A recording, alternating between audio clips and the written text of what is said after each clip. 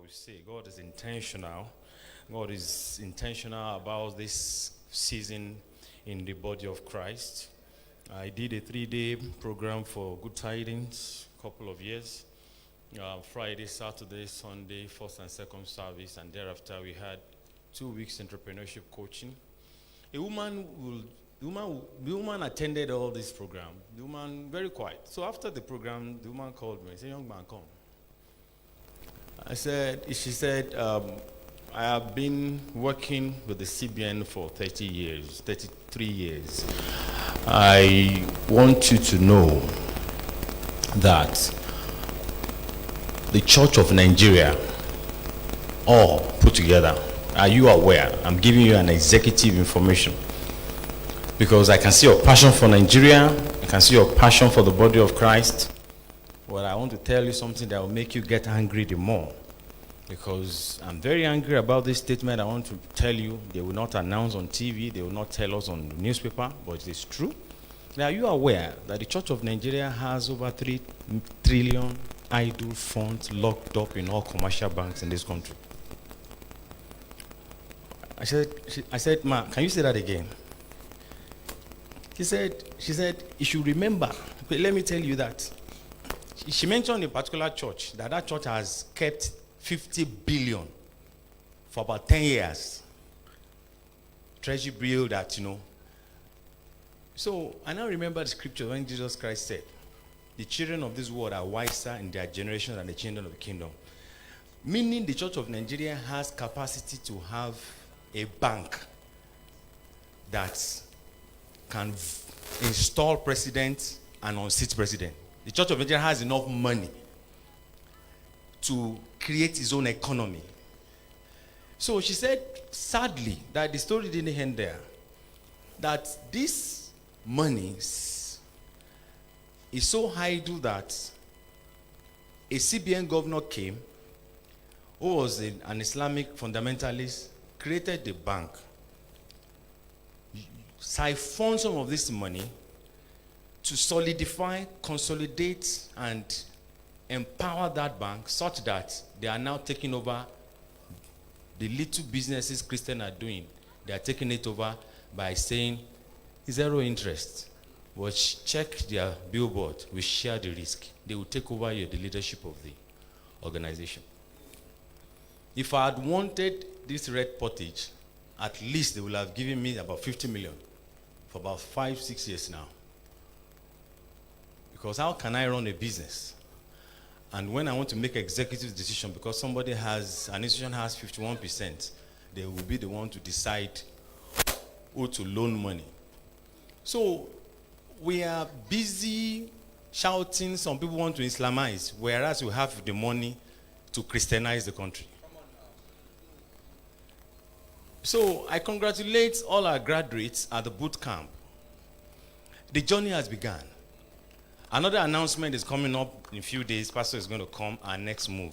God by himself is bringing us people that will have paid so much, coming to pastor that I want to submit. I was with pastor yesterday, somebody came like, and I was like, "Now, Abia the dream." God is, by his mighty hand, is bringing men. He will first humble them. He will make them broke. And then cut all their wings. Are you laughing at me? When they now come, when pastor now lay hands, they will begin to grow again.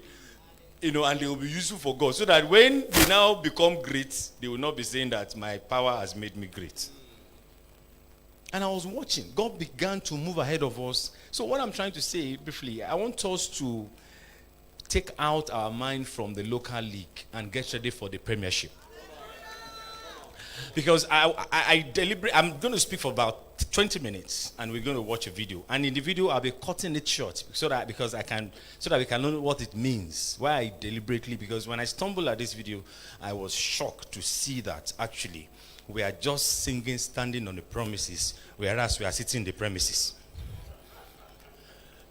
So I don't want you to sit in the premises because we have been so empowered. If the blood of Jesus does not translate to your balance in the bank account, something is wrong with your Christianity. Because I noticed something in life that immediately you cannot explain your Christian faith with money. The anointing becomes the anointing. I was, you see, you can't understand what is happening. Because I found out immediately you cannot interpret your Christianity with your social status. Evangelism becomes difficult. Because when the sergeant, when the inspector beats the drum, the sergeant must dance. Am I correct? So when the sergeant now is a Christian, how can he influence the inspector? So I was troubled on Sunday because coming from the mountain and then coming to church and then let's leave the story. So that Sunday was so serious. Let me just finish the remaining 2 and then I promise 5. The 4th one is that in selling, you must be consistent, don't be insistent. A strategy of selling, the 4th one is that you must be consistent. Somebody consistent. Don't be insistent. A lot of marketers are not selling because they are insistent. What is insistence? When you are appearing before my face using the same tool, you piss me off. But when you are consistent, I see your billboard, I see your flyers, I see your promo on TV. As I'm parking, I'm seeing your sticker. You see, when you create a style to sell, you are being consistent. There are 2 factors that drive human behavior. Desire for pleasure and the avoidance of pain. Those 2 things, human science says that those are the 2 things that drive human behavior. So, meaning that human beings are very dynamic. When the human scientist said 2 things drive us, desire for pleasure and the need to avoid pain. Meaning that when man is going to buy anything, the man wants that thing to be interesting. It mustn't be boring. So if you want to sell, don't be static. Don't appear with a monologue approach. Use the modern technology to sell. From tomorrow, 10 ophthalmologists in this town, in the association, 10 of them, I charge them to coach them for 48 hours. We'll be doing about 7 hours per day because I told them I don't really have time, So I'm doing a crash program for them. Now, what brought them to me? These are intelligent ladies. Sadly, they were even telling me that the challenge is that they are just the one paying all the bills. That at the home front, they are the one taking 100% of and it's telling of them and they are not selling. And the Bible said the labor of the foolish will eat him because they don't know how to go to city. So I told them, no problem. Let me show you. And I asked them a question. Okay, can I see your Instagram page? They told me that, they opened one that is a long time they've been there. What about your Facebook page? Okay, you think in this age, somebody who has an eye problem will now locate your place because you have flyers or because you have signposts? I said, that's old syllabus. You've got to digitize the way you run your business. You have to be consistent. You must not be insistent. You must create different channels to appear because anything you want to buy in the world today, I think you are 1 click away from it. Am I correct? So in the spirit of that, I say you have not digitized your marketing scheme, your marketing strategy. So be consistent. Don't be insistent. And the final one, because I have just 1 minute left now, we're going to watch the first phase of the video. Now, you must also understand that to sell, you must have empathy. You must put empathy to play. I love the way Stephen Covey put it in his book, 7 Habits of Highly Effective People. He said, seek to understand if you want to be understood. That is, I'm not going to buy from you if all you want is to sell to me without caring how I feel. A marketer, for example, one day of a bank went to an executive to take the account of that institution. Yes, he has a lot of ideas that how to manage their funds, but the man kept bouncing him. But this marketer got an idea when he read about this from Brian Tracy, that be empathetic with your client. Because when you meet somebody first, it's your prospect. If you succeed in convincing him, then he becomes your client. Then if he comes up again and again, he becomes your customer. First one is what? Second one is what? Second stage is what? Third stage is what? So, he said, be empathetic with your prospects if you want the prospect to become a client, and if you want him to metamorphosize to a customer, be very empathetic. That is, seek to understand if you want to be understood. That guy was fortunate that day. He read about that thing, and he got there, and he had the man talking on phone. Angry. He was so angry. So, eventually, he just told the secretary, I have a solution to your gas problem. So, who is that guy from the bank? What's the solution? Come. And he said, oh God, please, I understand that you're having a problem in posting the money to your son abroad. That's easy for us. We have a system whereby the money, you will see the money in the next 2 hours. So don't worry about sending it. Let me call my boss. We'll credit the account, then you can actually pay us back. Really? Can you do that? The guy just stepped up. Bros, you don't show. Yeah. Move this amount of money to this account. And he takes, before the man called Jack Robinson, they called the money has been credited by another bank. Come here. If immediately you solve my problem, I will solve your problem. Immediately you show you care for me, then I will. Do you know what they call PR?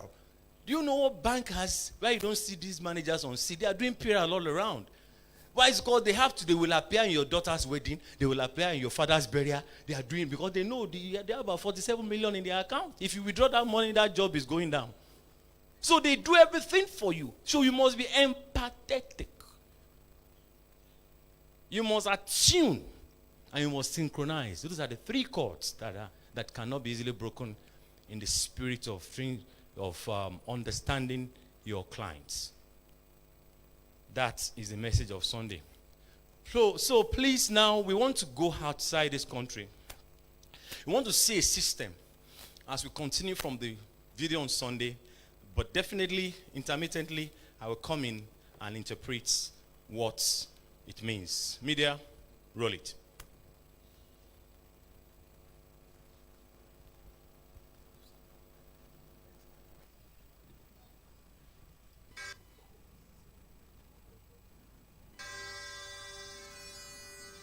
Adam Smith was born in 1723 in the small seaside town of Kirkcaldy, Scotland, where he learned about morality and economics at the local merchants' market.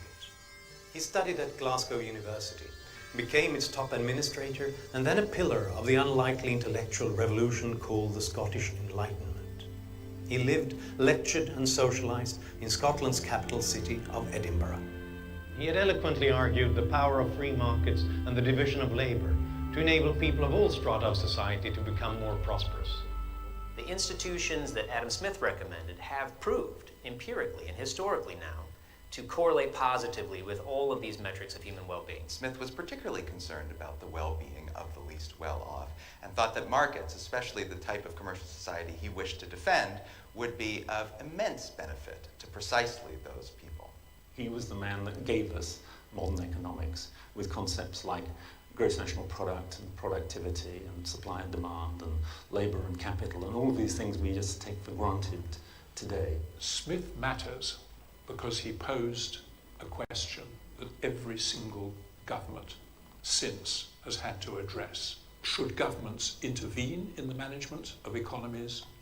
Should they leave it to market forces?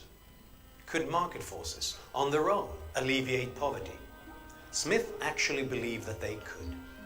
He had lived to see that his revolutionary ideas worked, to see life for the average Scotsman actually improve, and most important for Smith, that the poor were beginning to do better. So, do Adam Smith's revolutionary ideas, now over 2 centuries old, apply to the poor in today's developing world, as they did in Europe and America in Smith's day? Do they still have the power to transform the world? One success story with a surprising Scottish connection is Hong Kong. For much of its past, Hong Kong had been one of the great trading cities on earth. Packed with thriving businesses large and small, Hong Kong had no natural resources and little agricultural land.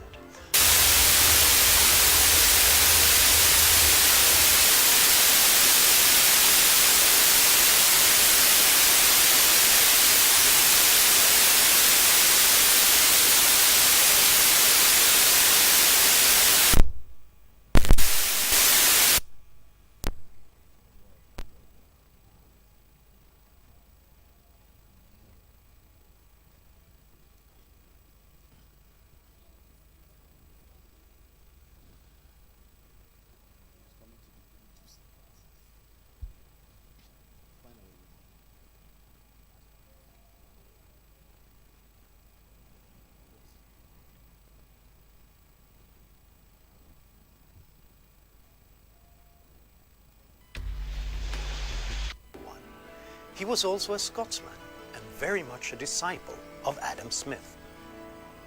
Sir John Cowperthwaite is one of the great unappreciated heroes of political economy. He implemented in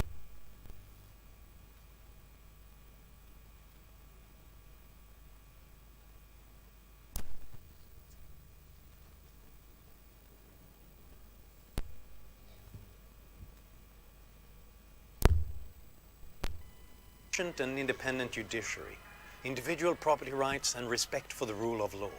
He instituted an uncomplicated tax system with low rates on both individuals and business. The overall tax burden was half that of the United States at the time. And he implemented the Smithian system of peace, easy taxes, and a tolerable administration of justice. And look what happened. Little else is requisite to carry a state to the highest degree of opulence, but peace, easy taxes, and a tolerable administration of justice, all the rest being brought about by the natural course of things. In Cowperthwaite's decade as financial secretary, real wage... There is a statement that we heard now that I would like to reiterate. And that's when I will just read it. We heard it now from the very context. Little else is requisite to carry a state to the highest degree of opulence, but peace, easy taxes, please note that, easy taxes, and a tolerable administration of justice, all the rest being brought about by the natural course of things, was an argument of Adam Smith. When you take salary gives you survival, but profit gives you fortune. There are three things that fights a salary earner: inflation, debts, and taxes. These are also the three things that makes a man rich, a man who is given to profit, that is an employee, an employer. An employee is a salary earner whose debt fights him. Inflation fights him. And taxes fights him. 3.5 years ago in this country, a woman or a man that takes 70,000 as salary, for example, 3 years, that's when dollar was 190 to a dollar. Now, 3 years just back, has the salary of the person been increased? No. And now dollar is almost 400, and the person is still earning 70,000. Inflation fights anybody who takes salary, regardless of the volume of money you collect. But the man who sells, my book is 100,000. If the dollar jumps up, I put the book for 200,000. Somebody who is earning profits can control, is your territory. Is your territory. I decide what I want. I was talking to 100, directors of head of service on Monday at their training center in Duce on Monday. I had about 100 of them who are directors, and it's a 5-day coaching. I'm doing the first session 3 hours, and I told them about my book and about my coaching. This man asked me that, okay, young man, with your delivery, how can I give you your personal coaching? And I told them, I said, my personal coaching for 48 hours is 350,000 flat. They couldn't price it. You know why? It's not meat. So, if you are taking salary, you have no choice. So, this man made, over 200 years ago, made that statement. And what I want you to know is that what makes the rich richer is what makes the poor poorer. So, in the spirit of that, a law in commerce says, they call the law of profit maximization. That law says that no matter how you do, no matter what you work, the work you work, you are entitled to 10% of your labor because of the other overheads. Yeah. He has to pay his directors. He has to pay for every other services. So when you come and you work for him, he gives you 10% of your labor, and the remaining 90% he shares it. He too has to take something home. So in the spirit of that, somebody help me say this: profit is better than wages. Media, continue.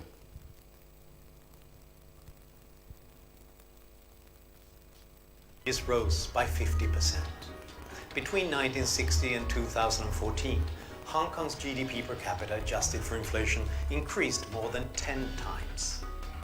And they turned what was effectively a rock in the 1950s to one of the most prosperous places on earth today. Even now, under Chinese rule, Hong Kong remains one of the world's most important financial centers. It's proof that with the right policies in place, change can come quickly. And today, the people of Hong Kong, despite continued unrest and demands for a greater say in their future, have a higher income per capita than their old colonial masters in Britain. While Hong Kong, along with Japan and the other Asian tigers, was prospering, China was stagnating. 20 years of Soviet-style centralized planning and control had crippled the country. After Mao died, both the Chinese leaders and the Chinese people recognized that socialism didn't work. Ning Wang is professor of economics at the Ronald Coase Institute, an author with Ronald Coase of the book How China Became Capitalist. He tried new ways to organize the economy, and what emerged spontaneous was something we here recognize as the market economy. And in China it's called socialism with Chinese characteristics. Socialism with Chinese characteristics translates to change from the ground upward, spontaneous development. Add to this the power of a market economy, and you have two of Adam Smith's most essential concepts. They gradually opened up the economy, allowed private sector to enter in one industry after another. And of course, once the private enterprises entered any sector, they quickly outperformed state enterprises. The small market economy which leaders had allowed to even out the rough spots in centralized planning mushroomed. Today, China's private sector contributes 60 to 80% to the country's job growth and 60 to 70% of its GDP. So that forced them to resort to their own tradition, seeking truth from facts. Be practical, be open-minded, not trapped by any pre-existing ideology. It's estimated that in the last 3 decades, over 600 million people have risen out of poverty in China. That's an accomplishment unmatched anywhere, at any time on earth. And today, thousands of young Chinese are joining a global movement to discover how to maximize their nation's potential. Tens of thousands of students from all over the world have come to America to study. Many of them are here at the University of Chicago, one of the world's foremost academic institutions. Xingxing Li is a PhD student at the University of Chicago Law School, and she's studying the effects of government regulation on the economy. And I just wanted to come here and learn from the best of the best, and then return to China and help to spread the knowledge to Chinese students. This may be the best place on earth to study the causes of wealth and poverty. Almost 30 professors, students, and alumni have won Nobel Prizes in economics. Today, Professor Ning Wang is at the University of Chicago to preside over a unique seminar. These University of Chicago scholars and students are from China, and they've all come together for a luncheon and a seminar to explore an interesting and surprising mix: Adam Smith, capitalism, and communist China. Such a conversation, even their presence here in the West, would have been unthinkable just a few years ago. Good afternoon, welcome everyone. And we're going to have this seminar, Adam Smith in China. And we have a group of scholars, students, who have expertise on Adam Smith. Adam Smith is the first generation of economic theorists. I think classical economics would believe that until market fails, there's no need for governmental intervention. It is the highest impertinence and presumption in kings and ministers to pretend to watch over the economy of private people.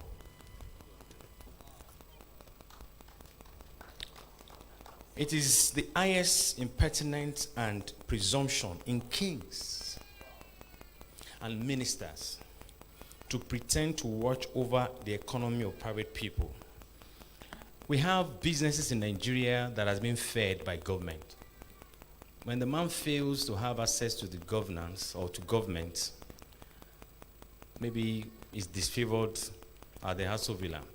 few months after, the business will crumble. Am I correct? Watch this. You see, when you go to the woods, you will see at the parks, don't feed the animals. Why? Is because when you feed the animals, they lose their power to catch their prey. It's sad, and that's true. Even the man we rate as the richest man in Africa is a spoiled child of the government. So, under that economy, whereby the financial institutions kill small businesses because they take money from small businesses and give it to the big boys. I have a client in Port Harcourt. She has the biggest school. She was building a facility in order for her to expand her school. She has turned over well over 900 million. She asked her bank for a OD of 50 million. You know what they will say now?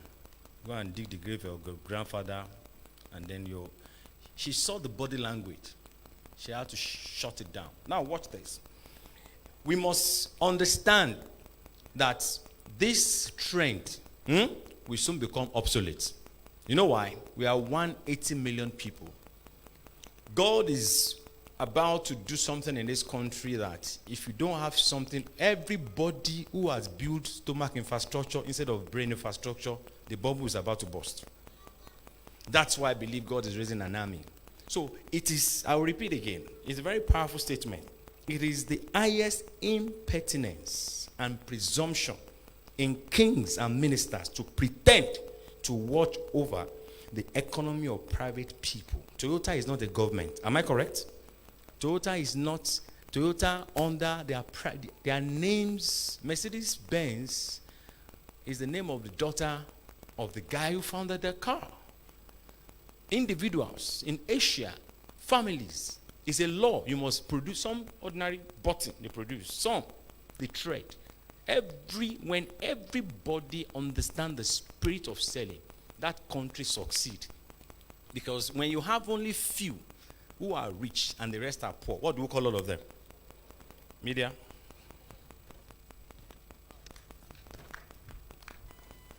Yes, market works, but market needs something like morality.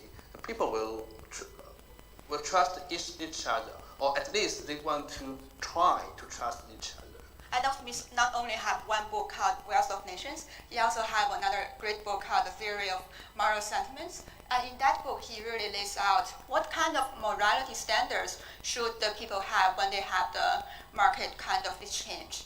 I think they were surprised, happily surprised, that actually what they got from Adam Smith actually consistent with their own tradition. Traditions from Confucianism and the traditions from Taoism. Chinese students are not just studying Adam Smith in the West, they're studying him in China. All of the major Chinese universities teach the ideas of Adam Smith, and they are learning how their own traditions are similar to those of the West. It doesn't surprise me at all that more people in China read Adam Smith than the people here in the States. The previous Chinese premier, Wen Jiabao, in many occasions praised the theory of moral sentiments. And I remember once he visiting a Chinese campus, and in front of students, he raised that book. Hey guys, you have to read this book, The Theory of Moral Sentiments. Is China coming full circle? Will it once again embrace its cultural roots with a deeper understanding of how its history and commercial traditions merge naturally with the ideas of Adam Smith and contemporary market economics? Is communism the future of China, or will it be seen as just an aberration, a blip in China's long history? But for China to move forward, it has to strengthen its own innovative capacity. The most severe defect of the Chinese system is that China now has an open market for goods, but doesn't have a free market for ideas. They don't have free market for ideas. Freeze that. Continue. Continue. Market not only opens our minds to new ideas, it helps us to be far more productive. From thousands of independent suppliers around the world, millions of parts have been shipped to Airbus in Toulouse, France. Here, they will be assembled into the largest and most modern airliner on Earth, a product of the vast benefits of a global division of labor, a concept popularized by Adam Smith. The division of labour, so far as it can be introduced, occasions in every art a proportional increase of the productive powers of labour. Continue. Few things better illustrate the benefits of the division of labor than factories like this. Smith would have been amazed. What was an extraordinary insight in Smith's day, the productive potential of the division of labor, is now a commonplace, common sense global phenomenon. Here we are in our mock-up hall here in Toulouse. We have full-size models of the major models that we produce for Airbus. Alain Pardo is the head of marketing communications at Airbus in Toulouse, France. They're fully furnished, so they have seats and galleys and furnishings, just like a real airplane. If you like, it's sort of a showroom. We are many thousand people in Toulouse, but we're of course a global company, we're not just French. So an A380 is a very big airplane. In fact, it's the world's largest commercial airplane. And what really distinguishes it is the fact it's got 2 decks, 2 levels, 2 cabins. And it's an airplane that probably has something in the order of 4 million individual parts. 2.5 million of those are unique part numbers. We must have something in the order of 1,500 suppliers in probably about 30 countries. And each of those suppliers does what they do best. They specialize in their own area of expertise. The wings are constructed in England, and each contains 32,000 individual parts. The wing is enormous. It's huge. The wingspan of this airplane is about 80 meters. That's something in the order of 250 feet. So it's bigger than almost every other airplane ever flown. It's certainly the largest commercial airplane flown. Smith first described the division of labor by looking at the manufacture of simple pins. We've come a long way since. But the principle is Simple pin. Principles of making a simple pin does not demand the work of one person. And that principle birthed an Airbus of 4 million parts. Did you hear that? Supplied by 30 different organizations. The wing alone has 18,000 parts. Did you hear that? Principles don't lie. Principles are dependable. Methodology may vary, but principles are the same. Businesses don't fail, it's people that fail. A man over 200 years ago, when there was no petrol engine car, when people traveled by the means of horsepower, said about division of labor that even making a simple pin does not demand the work of one person. And the principle being practiced from the Stone Age to Golden Age, to agrarian age, to industrial age, to information age, and to a digital age. Principles are dependable. Principles are reliable. Principles are predictable. Principles are what? Second and third, I want us to, this documentary, I can't exhaust it now. We have to cut it halfway, but it's intentional for us to understand basic principles so that we can have a larger scope of what God expects of us, so that we'll stop just singing, standing on the promises, and sitting in the premises. Media, continue. the same. The larger the scale of the cooperation, the greater the chance of specializing. I think for one company to try to do everything on its own would be prohibitively expensive in terms of just not money, but resource, people, know-how. It's a global business. People fly around the world day in, day out. It's a global supply business. It's a global manufacturing business. You concentrate on doing the things that you're good at. I concentrate on doing the things that I'm not good at. And then we exchange. And then we're both really much, much better off because we're very much more efficient. What we see in the world today in a globalized economy is millions, indeed billions of people who are cooperating with one another in innovative new ways around the world. In some sense, that really is the Adam Smithian world. With incredible machines like these, we can travel from one continent to the other, supported by a vast network of millions of people and thousands of systems that keep everything up in the air. And while we're flying, tons of freight is traveling with us in the cargo holds. But by far, Most products traded between nations still travel as they did in Smith's day, on the seas. With every one of the allotted containers unloaded in Algeciras, the Maersk McKinney Muller is ready to depart. A cargo ship rests at its dock only long enough to unload and load. At most ports, the crew never leaves the ship. Before dawn, with the moon setting behind the mountains, she heads into the crowded Strait of Gibraltar. I would say that the favorite place to be on the bridge once the sun rises. And you have this deep orange sun coming up, and you see the light changing in the horizon just before it breaks.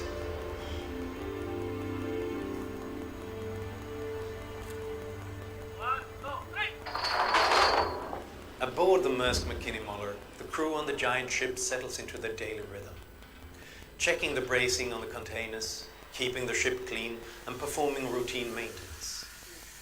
Maersk is a Danish company. The captain and his senior officers are from Denmark. The rest of the crew is international. That is correct, leaving Algeciras bound for Rotterdam. In the past, everything had to be done manually. Nowadays, a lot of the functions that we control are done automatically via computers and monitors. Do you hear that? And that, of course, requires less manpower. A officer or navigator nowadays is actually, he's not steering the big wheel anymore. He's basically Digitize your business. monitoring all the automated systems on board. You see The that? 24 crew who run the ship are spread over its quarter-mile length. They seldom see one another. They come together at mealtime, 3 times a day. Romy, the Filipino cook and oldest member of the crew, prepares a diverse menu with dishes that make the men feel at home. It's a time to relax, share information, and plan for the work ahead. This huge ship demonstrates the impact Adam Smith envisioned international trade would have on prosperity. Come on. It's not what's in the containers, but what they represent. It's not what is inside the Smith believed container, that but what wealth they is not represent. just the things you own, like gold in the bank, but also your labor and the things you can get in exchange. The more others create, and the more you trade with them, the better off you are. Come on. And with ships like this, world trade is much more efficient and environmentally friendly. At the heart of the vessel is its unique state-of-the-art propulsion system. They are what they call super long stroke. When you have super long stroke, you have a slower speed. Per Schilling Nielsen is chief engineer. He's been with Maersk for 25 years. They're doing maximum 73 revolutions per minute. They're directly linked to the propeller. That means the propeller is doing maximum 73 RPM. The long-stroke engine is designed to squeeze the most miles possible out of every drop of oil. It lowers fuel consumption by 37% and carbon dioxide emissions per container by 50%. We spend a lot less fuel consumption moving one box from one of the major ports in the Far East to one of the major ports in Europe. In fact, per container, this ship emits less greenhouse gas than almost any other method of transportation. Whoa. It emits less CO2 per ton of goods moved, 15 times less than a truck and 6 times less than rail. Much of this efficiency is due to the sheer number of containers secured on board. We are carrying these close to 60% of the cargo below the deck. So, and people have a tendency to forget that because you don't see it, it's just hidden below the hatches of the ship. René Hansen is the ship's chief officer and among other tasks is in control of the cargo. Looking at a stack like this, we see we have 1, 2, 3, 4, 5, 6, 7, 8, 9, 10 stacked on top of each other. This combined with loading 9 on deck gives a very good idea that the vast amount of cargo that is being carried, which you cannot see when the ship just passes by on the open oceans. So whatever you can imagine that can be put inside this box, we can more or less carry. And today, more and more of what's carried aboard ship are perishable goods, enabling growers to sell into markets thousands of miles away at a fraction of the cost of air freight. Torben Andersen is the electrical engineer aboard ship. Every morning I go around, look at every single container, see if there's any malfunctions, if the temperature is as it's supposed to be. Everything that you put in your refrigerator at home, we put in the refrigerators on board the ship, just in vast scales. And if we look at our refrigerated containers, we can carry flower bulbs from Netherlands for tulips, we can carry chocolate from Poland, we can carry wine, expensive French wine we carry in refrigerated containers. Fruits and vegetables stay fresh for dramatically longer periods of time. We can make an artificial atmosphere in our containers. By controlling the levels of oxygen, carbon dioxide and nitrogen. Then as we're getting closer to the port of delivery, then we will start increasing the oxygen level in the container, and then the bananas are, so to speak, ready when they hit the supermarket. The shelves of supermarkets throughout the world are stocked with good.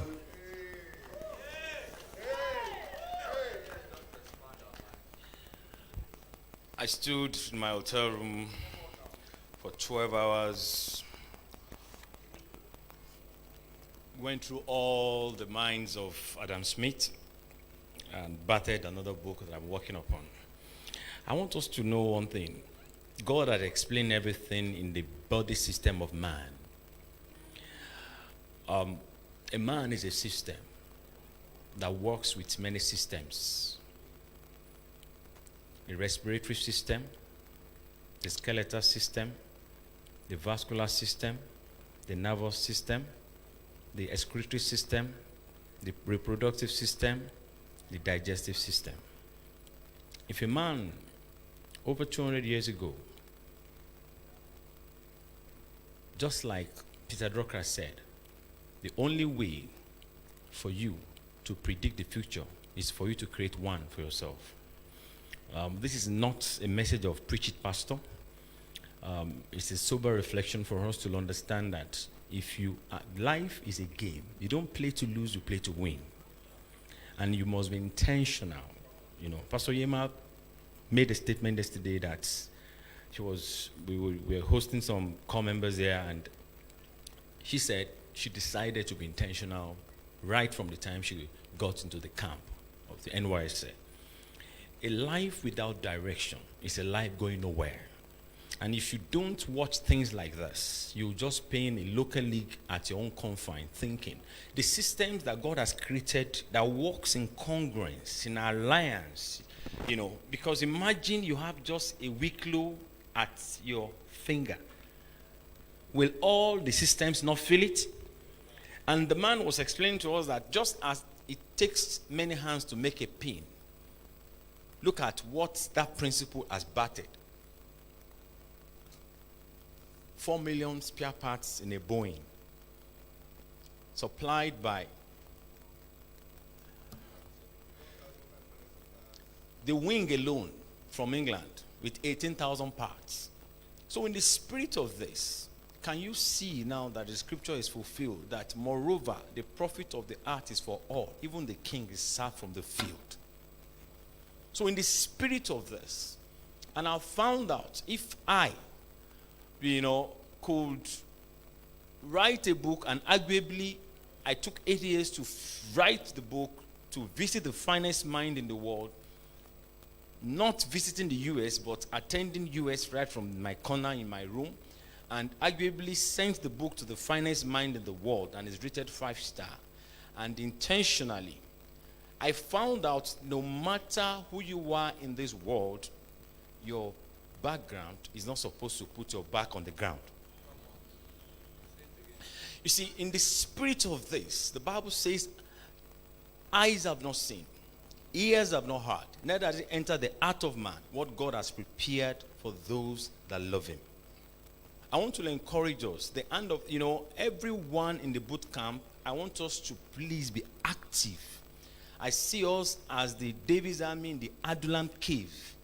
We have seen what division of labor is all about. We are about moving into the next phase. Pastor is going to come to explain it to us. We are working it, we are praying, and God is bringing men who are going to be foot soldiers to make it happen. And we are not in a hurry. This is not abracadabra. This is not a magic. This is not a hit and run 3-day powerful entrepreneurship summit, and you brought men from the US and you all the paparazzi and convoy. You see, whatever jump up will come down. Whatever will climb up will stay up. Look at me here. If me and Donald Trump jumps from here like this, law of gravity has respect. He has no respect for the office of the President of the United States. Principles don't lie. That's why I thank God that yanked me off the competition of men. Because I saw that God is not, has not forgotten Nigeria. And the Bible says the eyes of the Lord is running to and fro throughout all the heart to show himself strong on behalf of those whose heart is perfect towards him. God is not looking for people that are qualified. He's looking for people that he will qualify. I was somewhere this morning at one of the biggest organizations in Nigeria that has branches all over the country. Having access to the MD, he didn't remember to ask me whether I have my certificate or not before he handed over all the director to me. So the meaning is this: excellence is a barrier breaker. Excellence is the minimum requirement in the school of success. So I want to encourage us here. Let us decide. God is not in a hurry. God is building an army. And this service, I just want you to go back home. I believe very strongly that the Bible says my heart is inditing a matter. They say the Lord has made my tongue like that of a ready writer. We thank God for those who have made their billions. But you know what I'm telling somebody who cares to listen to me? When God turns to you, then it's your turn.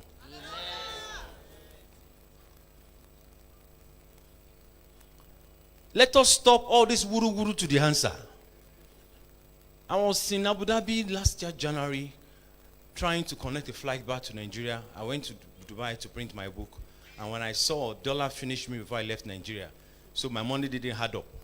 But I met a woman who was also coming from Australia, and the woman said, James, I'm a Nigerian. We are pastors. My husband is a pastor in Australia. Hi, I'm an entrepreneur. I pay salary to about 300 people. But the problem I have in Nigeria is that big organizations don't have structure. A communication company that I won't mention.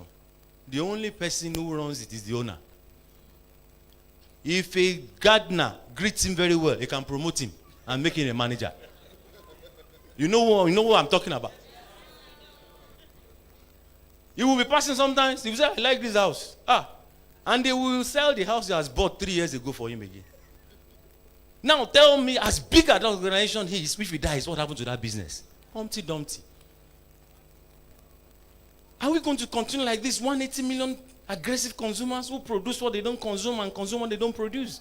Are you going to continue? Mediocrity has a lifespan. Bribery and corruption has an expiring date. But I believe God can never neglect a nation like this that has the highest rate of Christian converts. Unfortunately, our revival is 1,000 miles long but an inch deep. I drove around in Canaan, I drove around Redemption City. I can't find one single entrepreneurship development center. All I saw is Bible schools, and I saw heavy poverty around. Only few are rich, and the few who are rich among us, they like to lord themselves. They like to feel big with the toy they carry. I have no problem with somebody who's rich, but can you sustain it as your possession? Is it your obsession? And how many people have you made rich? Look, I like the way Bishop Idego puts it. A millionaire is not somebody who has idle 1 million. It's somebody who has raised 1 million people. So it's time for us to redefine our wealth. Do you have the money or the money have you? I've met people. They are so poor. So poor. All they have is money. Bored. And I say, Lord, I just thank you that you helped me early. When I began to hand some millions about 2-3 years ago, and everything was fast, and there was a red carpet everywhere, and you yanked me off that rat race. Because if you win the rat race, you are still a rat. Man of God, come and pray for us. My time is up.